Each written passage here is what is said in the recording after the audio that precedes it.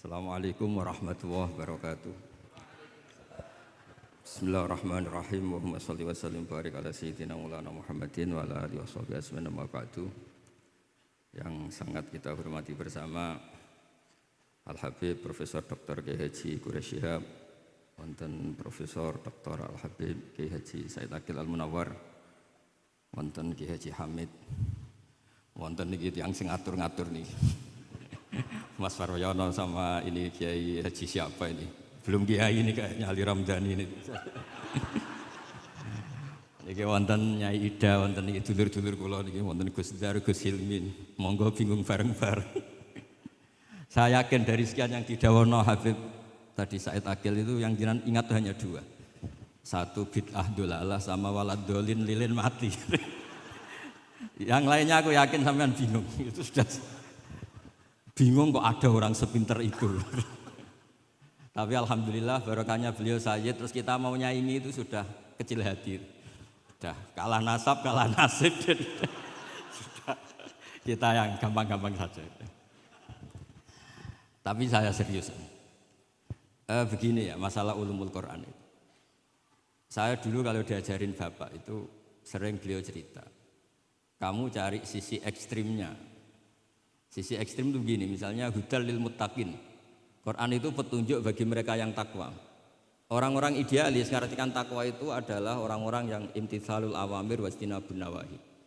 Itu orang ideal. Tapi faktanya Sayyidina Umar itu masuk Islam itu dengar surat Toha hina kana huwa kafir. Ketika beliau masih kafir. Beberapa sahabat dulu masuk Islam itu ketika mendengar Quran statusnya masih kafir. Sehingga ada bukti bahwa orang tidak muttaqin juga bisa dapat hidayat Quran. Nah barokahnya kita baca banyak, Quran itu bukan sekedar hudal lil muttaqin tapi juga hudal linnas. Lalu dianalisis. Oh jangan-jangan lil muttaqin ini cara balaghah min babil iktifa. Lil muttaqin wa ghairihim. Buktinya ada ayat lain yang menyebutkan hudal linnas. Ini itu awal dari disiplin ilmu, sehingga memang tidak bisa kita mengartikan Quran tanpa baca tafsir yang banyak. Kemungkinannya tadi tambah pintar atau tambah bingung tadi. Nah, soal kita tetap tidak bisa itu ya alhamdulillah, memang manusia didesain wa kanal insanu dzaluman jahula. Jadi kalau kita bodoh itu sesuai rencana Tuhan memang itu. Jadi tidak usah disesali, biasa aja memang. Dari dulu juga sudah direncanakan kita ini berstatus wa kanal insanu dzaluman jahula. Itu cara balaghah itu dzaluman banget dolime, jahulan itu banget bodohnya. Banget dolimnya itu begini, andaikan kita ini orang baik, itu juga enggak mesti baik. Tadi dawuh Pak Quraisy itu saya sering memberi analogi. Saya ini kata orang banyak. Itu ketok. Kalau diundang di kampung, mushola panjang itu kalau datang, kata orang-orang itu tawaduk. Tapi kata kiai setempat itu mangan jatah kiai cilik Gus ini. Jadi yang satu bilang tawaduk Gus, yang satu bilang cek mentalan Gus, jatahku mbok jupuk gitu. Sehingga saya sering cerita ada cara manakiban. Biasanya kalau kiainya itu tuh Pak Said dapat ayam paling besar kalau kiainya. Kalau yang lainnya itu ya suwiran itu. Barokahnya saya tidak datang, yang dipakai itu kiai-kiai yang kira-kira mabadik fikih. Saya ini kan dianggap kiai kolyubi. Itu maturnunya sama saya itu maturun Gus jiran gak teko. Aduh aku untuk suwiran gitu. Karena sekali saya yang datang itu ya kira-kira bintangnya saya. Jadi kadang-kadang antara tawaduk dan ngambil jatah itu gak jelas. Nah ini pentingnya ngaji ijtihad. Makanya di sahabat kitab muwafaqat. Ijtihad itu satu logika yang gak konsisten. Sebab itu Rasulullah SAW itu kalau ngendikan apa saja, itu ya juga dianalisis oleh sahabat. Misalnya begini, ya ummul qauma aqra'uhum li kitabillah. Tentu imam itu yang terbaik. Tapi di beberapa kejadian, akabirus sahabah itu pernah makmum sama Salim Maula Hudzaifah. Itu orang yang kelas nasabnya, marganya itu jauh di bawah Abu Bakar Umar. Tapi beliau makmum sama Salim Maula Hudzaifah. Bahkan beberapa riwayat yang Nabi ngendikan cara shorihan itu sama sahabat masih dinego. Karena ada ranah istihad. Misalnya Nabi ngendikan la tusalliyanna asra ila fi bani Quraidah. Ternyata mendekati Bani Quraidah kadati syamsu antahruba, matahari hampir terbenam. Sebagian sahabat berpikir kita harus sholat di sini karena matahari mau terbenam. Sebagian yang lain enggak, Nabi bilang jangan asar kecuali di Bani Quraidah. Separuh sholat asar, separuh enggak. Falam yu'annif ahadan minhum, Nabi enggak menyalahkan salah satu karena ini masalah apa? Ijtihad. Jadi ini matur juga Gus Samit, saya tadi dari rumah bilang sama keluarga, saya datang tapi mau pamit. Ini saya sudah mau jadi resi, mau uzlah. Karena ya itu tadi, kalau saya ngisi terus itu apa tawadhu, apa nutup jatahnya orang lain itu juga gak jelas. Nanti hisabnya itu apa ya, gak jelas. Bapak itu sering ngajari gitu. Pak itu kiai sepuh jadi imam masjid istiqomah sekali sampai tua. Itu istiqomah apa mau digenti kan? Itu istiqomah atau enggak mau regenerasi. Jadi orang itu biar mikir. Saya beri contoh sekian pentingnya ijtihad. Karena Rasulullah sallallahu alaihi wasallam idan sarafa min sholatihi aqbala alaina biwajhi. Sehingga banyak orang, banyak imam kalau habis sholat itu langsung menghadap ke makmumin. Kalau di Indonesia menghadap ke timur. Tapi di beberapa tabwibnya Imam Bukhari atau Tarjamatul Bukhari, beliau menyebut itu lil mau'idah. Buktinya setelah itu Nabi ngendikan ara'aitakum lailatakum hadhi. Kamu mimpi apa? Coba terangkan ke saya. Sehingga terus ada yang mempraktekkan boleh menghadap ke makmumin kalau li ta'lim atau lil mau'idah. Tapi banyak juga ulama yang menganalisis itu bentuk maklumat anna sholata inqadat, bahwa sholat itu selesai. Takutnya Nabi kalau tetap menghadap ke barat sesuai bentuk duduk tawarruk atau tahiyat akhir atau itu nanti dikira Nabi fi sholat. Sehingga orang yang datang kemudian Allahu Akbar makmum sama Nabi itu bahaya betul dalam bab sholat. Karena rabtus sholat biman laisa fi sholatin. Berarti makmum tadi menggantungkan sholatnya dengan orang yang sudah tidak sholat. Sehingga dibutuhkan sikap memaklumatkan kalau sholat itu inqadat. Dengan cara apa? Boleh menghadap ke timur, boleh menghadap ke utara kalau dalam konteks Indonesia. Kalau kata Imam Syafi'i, ja'alul makmumin janibal yamin, berarti orangnya menghadap ke utara kalau enggak. Nah, analisis seperti ini penting karena Nabi memang enggak konsisten. Kadang aqbala alaina biwajhi, kadang istaghfara salasan suman sorofa, kadang apa. Sehingga barokahnya ilmu itu akan luar biasa. Tadi juga disebutkan menyangkut bid'ah. Kalau sampai belajar ulumul hadis, Sayyid Muhammad menulis dalam kitab Abwabul Farad, kalau bid'ah itu artinya yang enggak pernah diajarkan Nabi, itu berapa kejadian zaman Rasulullah yang Nabi membenarkan sesuatu yang Nabi sendiri itu tidak tahu. Masyhur itu ada sahabat ketika i'tidal bilang Rabbana lakal hamdu hamdan katsiran thayyiban mubarakan fi. Kita tahu ajaran Nabi adalah Rabbana lakal hamdu mil'us samawati atau mil'as samawati wal ardh. Sehingga setelah sholat Nabi tanya, ayyukumul qail, siapa tadi yang melafadzkan itu? Semua sahabat itu diam. Karena takutnya Nabi menyalahkan. Ternyata Nabi ngendikan, tadi siapa yang melafadzkan itu? Fa inni ra'aitu isna asyara malakan yabtadiruna ayyuhum yaktubu awal.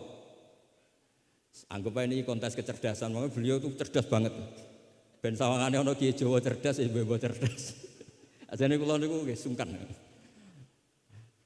Enggak, saya tadi melihat 12 malaikat, wa fi riwayatin salasina malakan, itu ada beberapa riwayat. Yang mereka itu berebut menulis siapa yang menulis pertama. Saking indahnya kalimat itu. Terus ada orang bilang, ha ana ya Rasulullah, tadi saya. Itu min ghairi sabqit ta'lim, tapi tidak mengajarkan itu dulu. Terus Sayyid Muhammad melihat lagi peristiwa Bilal. Ya Bilal, kamu itu punya ngamal apa sih sampai saya mendengar dafana alaika fil jannah. Saya melihat Qur'an alaika fil jannah. Ketukan sandal kamu di surga. Bilal cerita, saya tidak pernah wudhu gini-gini kecuali saya sholat dengan wudhu itu. Dan banyak lagi amal-amal sahabat yang min ghairi sabqit ta'lim kemudian di-ACC oleh Nabi. Andai kan bid'ah itu yang belum diajarkan Nabi, tentu semua itu salah. Kowe sing marai sapa? Ora tak warai kok kreasi dhewe. Fa antal musyarri'. Ndak, Nabi ternyata mengiyakan. Yang ketiga yaitu peristiwa kulhu. Ada imam di Masjid Kuba, kila fi syariatin Nabi arsala syariatan itu selalu kalau imam itu baca kulhu sampai makmumnya itu jenuh karena main kulhu terus. Singkat cerita si imam ini dilaporkan, ya Rasulullah, imam yang kau tugaskan ke kita ini main kulhu terus. Itu gimana ya Rasulullah? Tapi Nabi karena bijak panggil orang itu, dipanggil. Kenapa kamu sering baca kulhu? Li anna surat al-ikhlas sifatur rahman fa ana uhibbuha. Itu surat yang benar-benar hanya menerangkan Allah sehingga saya suka. Kalau surat lainnya itu kan surat proposal. Misalnya Anda bilang uji budak watadai terus dongo. Banyak sifatnya Allah yang kamu suka itu karena terkait Anda. Kalau ini enggak ada yang terkait kita, murni tentang Allah sehingga saya suka. Makanya disebut suratul Ikhlas. Kalau Anda baca Ar-Rahman mesti terus hanya irhamna. Anda baca Ghafur terus ighfir lana. Jadi kepentingan Anda langsung diungkapkan. Apalagi yang Al-Mujib. Wah, langsung kemana-mana hajatnya disampaikan semua. Kamu yang punya utang, Allah yang kamu libatkan gitu. Ya kan? Kamu yang ingin wahyu, Allah kamu libatkan. Ya Allah. Masih disuruh enggak konangan itu kan. Enggak ikut Allah, enggak ikut utang, kamu libatkan suruh nyaur gitu kan. Tapi kalau surat Ikhlas tidak ada itu semua. Tidak ada Mujib, tidak ada Rahman, tidak ada, pokoknya tentang Allah saja. Maka saya suka. Sehingga disebut surat Ikhlas karena orang baca surat Ikhlas itu pasti ikhlas karena ada terkait tentang kita. Tapi apa kata Nabi? Barusan Jibril datang memberitahu Allah itu suka kamu. Akhbirhu annallaha yuhibbu. Orang itu senangnya bukan main. Nah barokahnya ngaji seperti ini kalau Anda melihat imam main kulhu saja, orang alim alama itu pasti baca hadis tadi. Tapi Imam Ahmad tuh gak suka ada orang sering baca kulhu, ini cerita ijtihad. Gak suka. Beliau dikasih tahu ini kampung ini sering baca Yasin, kampung ini sering baca kulhu. Marah besar Imam Ahmad. Ayuh jarul Quran, ayuh jaru ghairu suratil Ikhlas, ayuh jaru ghairu surati Yasin. Memangnya Quran hanya kulhu. Kamu ridho kalau Quran lainnya gak dibaca. Kamu ridho kalau surat lainnya agak populer, yang populer Yasin terus. Lam yakun se'un nal Quran mahjura, enggak boleh Quran jadi mahjur, harus dibaca semua. Ya tapi kan kaidah kita ada saja ulama yang mengatakan malah idroku kullu, la idroku kullu, kalau tidak bisa semua ya kullu. Nah, ya istihad ini yang bikin kita ini ya seneng ya kadang mangkel gitu, karena ya mangkelnya itu kok mereka yang ulama tidak kita itu. Ya kadang-kadang mangkal itu. Ya mangkal seneng itu. Saya itu pengagum kitab usul karena mbah saya itu al-usul. Yang saya seneng ya tadi logika yang dibangun. Tapi saya pastikan al-usuli ini di antara kaidah terakhirnya itu at-takmil idza ada lil asli bil ibtal lam yu'tabar. Jadi at-takmil idza ada lil asli bil ibtal lam yu'tabar. Sehingga kiai-kiai Jawa itu kalau misalnya negur orang sepuh, saya sering diceritani kiai-kiai kampung itu ada orang sujud tuh gini, Beb. Setelah ditegur, Mbah kalau gini lebih sah, enggak membenari peci malah paginya enggak sholat lagi.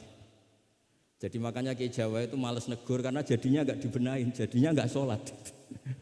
Jadi itu masuk kaidah at-takmil idza ada lil asli bil ibtal lam yu'tabar. Jadi kalau dipaksakan ideal itu malah al-aslunya hilang. Makanya kitab ini yang saya baca, kitabnya Imam Syatibi. Asy-Syatibi itu ada dua, ada Asy-Syatibi al-Usuli, ada Asy-Syatibi yang al-Muqri, yaitu yang ngarang Khirzul Amani itu ya. Nah itu ini nanti saya baca beberapa kaidah dalam ulumul Quran. Jadi ijtihad itu tidak bisa tidak benturan. Saya sering cerita di mana-mana. Dulu Imam Syafi'i itu pengagum kemiskinan karena kalau orang miskin itu tidak ada hisabnya. Oh senangnya bukan main dengan miskin, selain faktanya miskin, senang tapi dengan orang miskin, karena ada hisab. Setelah ngaji sama Imam Malik, beliau tanya, siapa orang yang selevel jenengan ya Malik? Ya dulu ada Imam Abu Hanifah, sekarang sudah wafat, tapi ada muridnya, namanya Muhammad bin Hasan Asy-Syaibani. Setelah beliau datang, Muhammad bin Hasan Asy-Syaibani itu kalau ngitung emas, itu di meja tamu, ngitung uangnya di meja tamu, buahnya. Imam Syafi'i itu ngelus dodo, orang sealim ini kok kedonyan ya. Tapi kata Muhammad Hasan Asy-Syaibani, kalau kamu orang soleh gak boleh punya uang, gak boleh kaya, ini tak kasihkan sama lonte, sama koruptor, sama tukang dugem, tukang tukang judi. Jangan kalau dipakai orang fasik nanti gak karu-karuan, jenengan saja. Baru sadar, iya ya. Kalau yang orang soleh kere semua, yang fasik kaya, berarti ada syaukatul dzalim ala soleh. Ada syaukatul dzalim. Kayak apa bahayanya? Ada saltonatul fasik ala soleh. Semenjak itu Imam Syafi'i itu tuh sampai fatwa berlebihan. Orang Islam yang bisa kaya kok miskin haram. Kuat beli alpat kok beli keri tua haram, terus berlebihan. Kalau Gus Ilmi kuat jabat kok ndak haram. Pokoknya terus ekstrim. Sampai al-Islam ya wala yulale. Terus kata kiai-kiai Jawa yang alhamdulillah banyak yang miskin juga. Komentarnya lucu, wes ngerti Mbah, cuma ora kelar. Artinya punya selera kaya itu kita sudah punya, jangan haramkan, semuanya tahu. Cuma nggak mampu, jadi udah salah no. Tapi barokahnya itu Imam Syafi'i menjadi tahu bahwa bukan sekedar ahyini miskinan wa amitni miskinan, tapi Nabi juga pernah ngendikan nikmal malu soleh lil mar'is soleh. Bahkan Imam Syaroni ngendikan, kamu murid-murid saya harus jadi orang kaya. Kenapa Imam Syaroni? Bukankah kita disuruh zuhud? Nanti kamu kebingungan baca ayat ini. Terus beliau baca anfiku. Artinya kalau kamu miskin pas baca anfiku mimma razaqnakum kamu bingung. Karena kamu nasibnya yunfakun. Qurannya itu yunfikun, bukan yunfakun. Yunfikun itu memberi, bukan diberi. Jadi itu istihad. Maksudnya ini istihad. Jadi istihad itu sesuatu yang harus kita buka. Ya seperti inilah. Saya tidak tahu ini Gus Hamid ngundang saya ini apa ganjaran apa enggak. Kalau melihat senang orang alim, silaturahim ya ganjaran. Tapi kalau tanyakan santri saya yang sekarang mungkin baru sorogan sama saya ikhya apa? Ganggu saja bodoh kerapia. Tidak tahu nanti yang didengar Allah itu komennya yang di sana dianggap sini pengganggu. Apa yang didengar Allah itu silaturahim dengan keluarga kerabat. Enggak tahu saya. Kulun muhtamilun. Kalau di mu'in wa fihi nadhurun.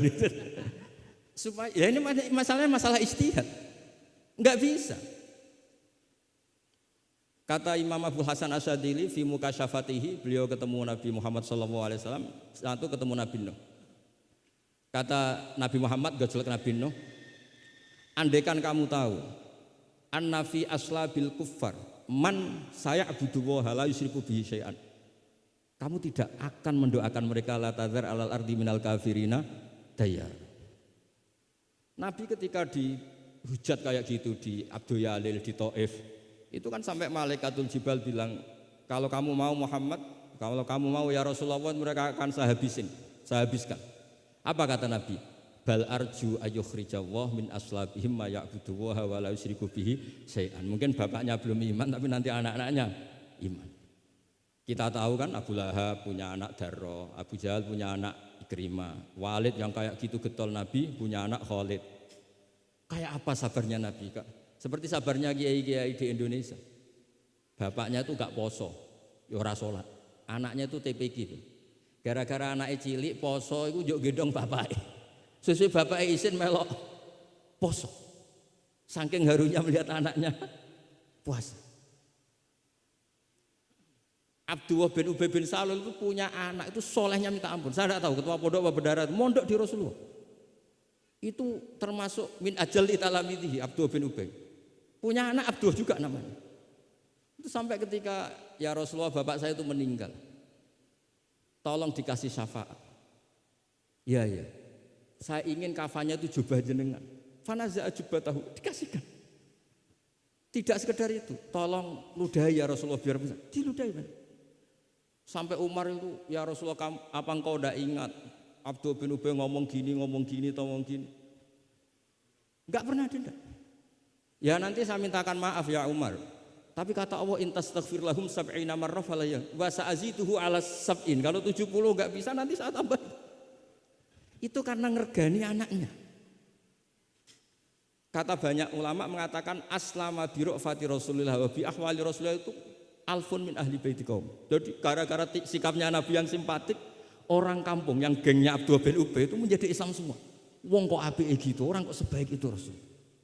Haru. Artinya gini, ada bukti bahwa anaknya orang enggak karu-karuan itu ya bisa mondok. Bapaknya enggak bisa baca Quran, anaknya hafid, pasti wisuda itu nangis. Nangisnya karena dulu saya itu baca Quran aja enggak bisa kok anak saya hafid. Nah, roja ini loh yang menjadikan kita semangat, tetap enggak frustasi nyai di Indonesia. Karena Nabi ketika melihat kafir harbi saja, Nabi tetap menghentikan bal arju. Saya berharap ayyukhrijawah min aslabihim ma ya'budu wa la yusyriku bihi syai'an. Nah ini sekaligus supaya saya di sini ada gunanya. Andai kan undangan ini salah juga sebagai kafaroh, Gus Hamid, kafaroh semuanya. Saya baca Muwafaqat karena saya pernah virtual sama beliau nerangkan usul fikih. Saya juga bingung kayak dua orang yang ngatur saya ini. Tapi saya senang sama usul fikih. Saya baca semoga ini barokah sekaligus saya minta ijazah sama Habib Said Aqil Al-Munawwar. Di antara cara ulama mensifati Rasulullah Shallallahu Alaihi Wasallam itu di antara cara madh Rasulullah itu begini. Ba'asahu terusnya terus bimillatin hanifiyatin. Terus beliau ngendikan tahdil kafah fahiman wa ghubiyah. Jadi agama ini tahdil kafah fahiman wa ghubiyah. Wa tarfuku bijami'il mukallafin muti'an wa asiyah.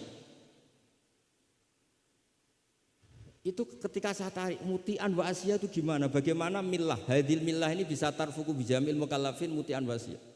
Nabi kayak apa? Cerita orang baik yang ideal, yang melakukan imtitsalul awamir wastinabun nawahi. Tapi Nabi juga ngendikan syafaati li ahlil kabair min ummati. Kayak apa Quran mengajarkan kita kebaikan yang ideal? Wa ibadur rahmanil ladzina yamshuna 'alal ardi hauna wa idza khatabahumul jahiluna qalu salama wal ladzina yabituna li rabbihim sujadan wa qiyama wal ladzina, itu ideal. Ada lagi yang ideal disebutkan muhsinin itu apa? Alladzina yunfikuna fis sarra'i wad dharra'i wal kadhiminal ghaidha wal 'afina 'anil nas terusnya. Tapi Allah juga ngendikan qul ya ibadiyalladzina asrafu 'ala anfusihim la taqnatu mir rahmatillah. Mereka yang asrafu Allah masih manggilnya ya ibadihi hamba-hambaku, kamu kesini anibu ila rabbikum aslimulah. Kayak apa? Hadhil millah tarfuku bijamil mukallafin muti'an wa asiyah. Sehingga Nabi ngertikan mangqala la ilaha illallah dakhalal jannah wa in zana in sarqa wa in zana in sar. Itu kebetulan yang tanya itu Abu Dzar. Abu Dzar itu orang yang fikihnya itu ekstrim. Malah yang didhawuhi Nabi wa in zana wa in sarqa sampai tanya lagi. Ya Rasulullah tenane. Kebetulan Nabi pas itu bangun tidur. Iya, wa in zana wa in sarqa sampai 3 kali. Saking Nabi itu karena beliau bantah terus sampai Nabi ngendikan ala rohmi anfi Abi Dzar. Oh dasar terang ora paham-paham.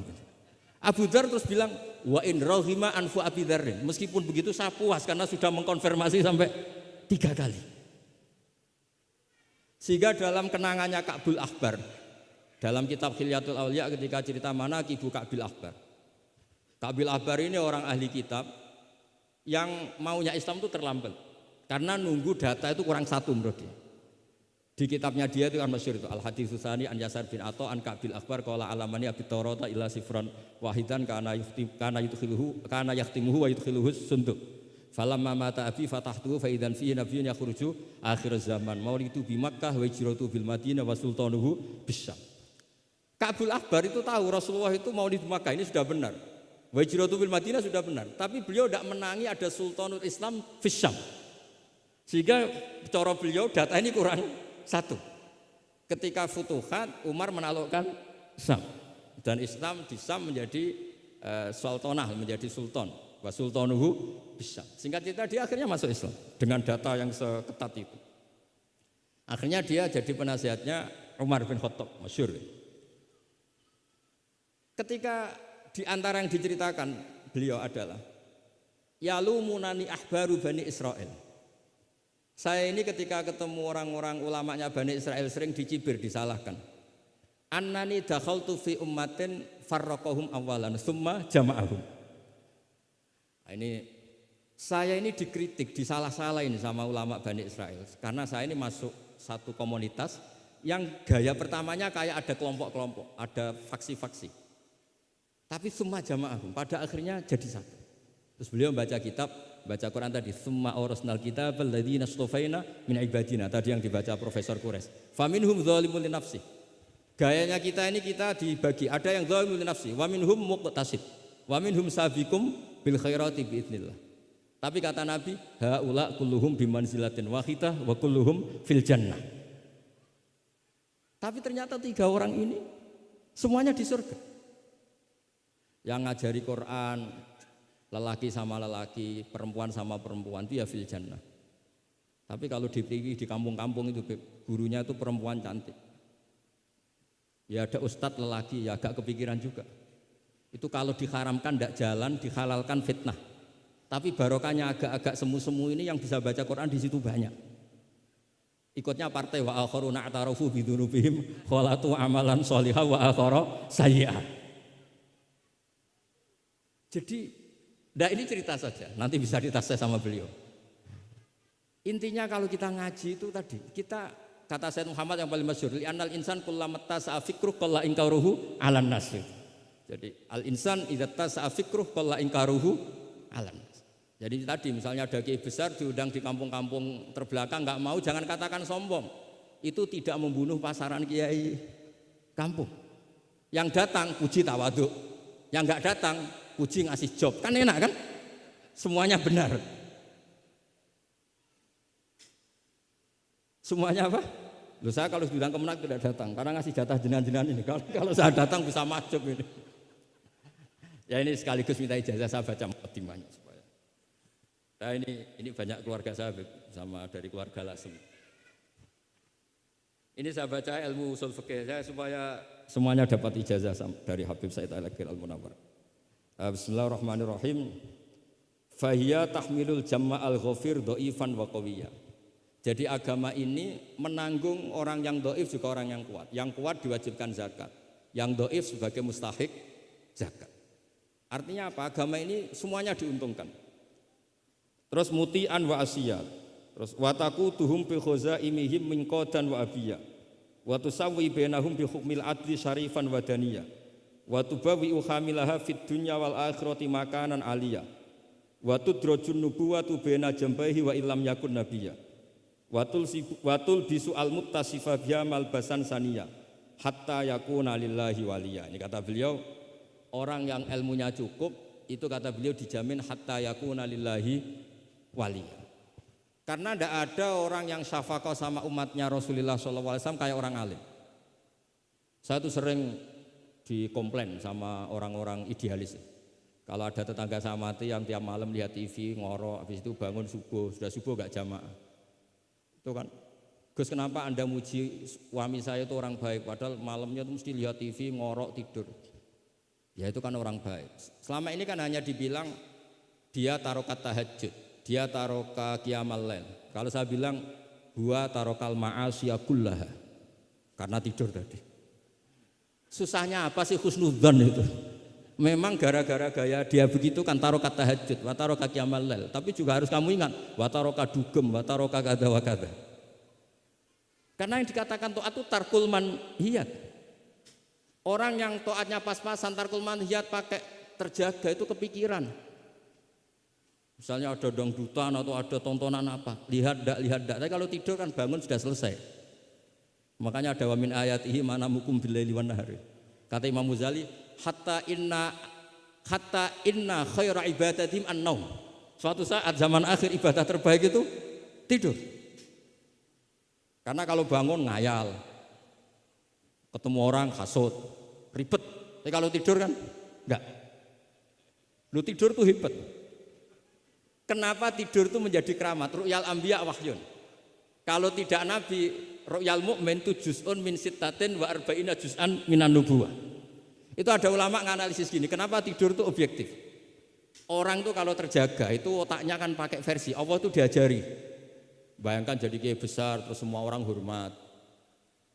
Bayangkan kiai besar semua orang tunduk, istrinya banyak, taat semua, rukun semua kan ngayal-ngayal. Terus presiden semua, pokoknya ngayal-ngayal. Allah itu diatur kayak dunia miliknya. Surga juga diatur, dia masuk surga yang ini kayak tadi kata milik banyak. Tapi kalau orang tidur itu kan nol. Dia tidak punya ikhtiar sama sekali. Nah barokahnya tidak punya ikhtiar sama sekali ini, kalau Allah mau ngasih ilham atau busyra, itu orisinil. Makanya saya ini jarang wiridan habis sholat, tapi kalau sama tidur tuh wiridan saya banyak. Ini bukan pamer, bukan. Saya sampai apal doa-doa mau tidur. Allahumma rabbas samawati sab'i wa rabbal arsyil azim rabbuna wa rabb kulli syai'in khaliqul habbi wa nazzala tawratu injiru. Semua panjang. Allahumma amantu bika wa da'tu jamila amal jawami. Gara-gara baca ilmu tadi. Orang habis sholat wiridan, habis itu jalan-jalan. Ketemu orang cantik terus nyesel. Di rumah enggak kayak itu apa, pokoknya masih banyak masalah. Tapi kalau orang mau tidur, weh ini kalau keterusan bangun-bangun ketemu mungkar nakir. Kalau takut mati, tahu-tahu dibaca orang, kita tidak bisa ikhtiar. Apapun itu riskannya Masya Allah namanya tidur. Tapi kita berani karena tawakal sama Allah. Nah itu kalau kamu bisa mengenalkan itu tidur kamu dengan kualitas juz'un min sittatin wa arba'ina juz'an minan nubuwah. Saya itu pernah tidur, ini cerita ke sampean, tidak sering tapi pernah. Belajar kitab sak nomornya itu tak lihat, itu persis. Ya hanya ingin meraktekkan itu. Ya karena tadi, kalau betul ru'yal mukmin itu juz'un min sittatin wa arba'ina juz'an minan nubuwah. Makanya ada ani arafil manami ani asbahu. Makanya ketika Said Muhammad cerita, kalau ada kritikus tentang kitab Madaih, karena kadang pakai cerita ru'yal kafir, itu kata Said Muhammad, di era sebelum Rasulullah SAW itu semua ru'ya itu orisinil. Ketika Fir'aun mimpi bahwa ada an-naron akhraqat baitahu, terus ditakwil anna waladan min auladi bani Israel ahlaka mulkahu. Akhirnya nyata apa enggak? Nyata kan? Padahal itu ru'yal kafir. Fir'aun mimpi ada nar sing akhraqat baitahu, terus ditakwil ada waladan min bani Israel ahlaka napa? Mulka. Nyata padahal itu ru'yal kafir. Zaman Azizu Misra mimpi ini ara sapa baqaratin siman. Itu juga nyata padahal ru'yal kafir. Sehingga di Dalailun Nubuwah Imam Bukhari sendiri memasukkan komentarnya Heraklius. Di kitab-kitab Madaih juga memasukkan komentarnya Nasturo, Bukhairo memasukkan. Nah, lagi-lagi ini pentingnya ngaji. Tapi kalau Anda tidak ngaji, wah ini omongannya orang kafir, Mas layuk tamadu qaulu gini-gini. Lagi-lagi ini barokahnya ngaji. Jadi barokahnya ngaji kita tahu mana duduk perkaranya, mana yang harus musaddaq, mana yang harus mukadzab. Jika kita ngaji disebut al-jarh wa ta'dil. Nah, saya mohon semohon-mohonnya lah bahwa Quran ini kita bawa dengan semua perangkat ilmu. Terakhir saya cerita ilmu balaghah. Ilmu balaghah juga penting. Misalnya secara lahir orang kafir itu misalnya tidak sumun, tidak bukmun. Tapi barokahnya la yasmaul haqqa disebut bukmun misalnya. La yatakallamu bil haqq, la yasma'u. Akan itu kan ada sumum, bukmun, umyun. Sumun berarti apa? La yasma'ul haq. Bukmun la yatakallamu bil haq. Umyun berarti la yubsirul haq. Sehingga nanti kalau ada ayat wa ja'ala minhumul qiradata wal khanazira abadat tauhid, andaikan tidak ada fakta ada kaum tertentu yang dijadikan khonazir, kita masih bisa pakai tasbih. Tasbih balik adalah yang ada tuh tasbih dibuang. Kalau orang dermawan level 6 mungkin orang bilang masih zaitun kal bahr. Tapi kalau levelnya 9, 10 orang akan bilang zaitun bahrun. Kalau ganteng masih pas-pasan zaitun kal badri. Tapi kalau sudah kayak Rasulullah anta samsun anta badru. Nah pentingnya ilmu itu adalah ketika ada ayat yang dohirnya misalnya ada tadi wajah alamin humul qiradata wal khonaziro abadat tauhid. Ternyata misalnya kalau itu fakta ya sudah selesai kan, berarti itu hakikat. Tapi itu misalnya tidak fakta, kita masih bisa mentakwil dengan qulubuhum atau apalah mentalnya mislul khonazir mislal qirad. Tapi kalau kita tidak ngaji balaghah, semua lafaz kita anggap apa? Tekstualis dan kita anggap hakikat, berarti terus nganggap pernah ada periode yang orang itu dijadikan seperti itu. Nah, lagi-lagi yang nyafaat itu semua adalah ilmu. Ya, jadi ini sekaligus mohon bab ini ijazah kitab muwafaqat supaya semuanya dapat dan dapat berkah dari Rasulullah sallallahu alaihi wasallam. Assalamualaikum warahmatullahi wabarakatuh.